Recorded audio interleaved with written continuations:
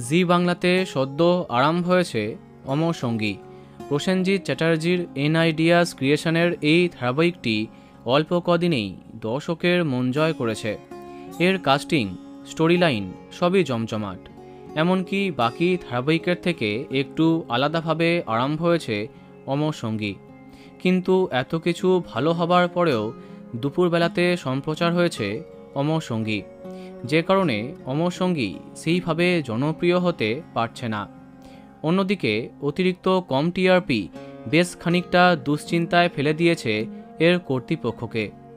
প্রথম সপ্তাহে 1.8 টিআরপি নিয়ে প্রতিপক্ষকে হারিয়েছিল অমর সঙ্গী। তার প্রতিপক্ষ অনেক পুরনো ধারাবাহিক বধূবরণ। কিন্তু নতুন টিআরপি তালিকাতে একটা অবাক কাণ্ড ঘটে। টেলি আড্ডার তরফে প্রকাশিত এক তালিকাতে দেখা যায় এই সপ্তাহে অমর সঙ্গীর টিআরপি কমে যেখানে 1.2, সেখানে বধূবরণের টিআরপি 1.6। নিঃসন্দেহে এটা দুশ্চিন্তার কারণ।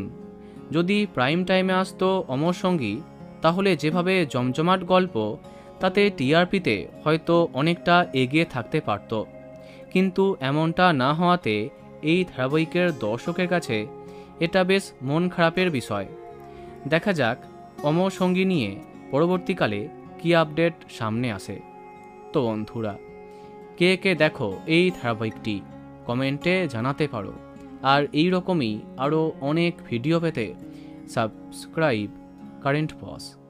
ধন্যবাদ।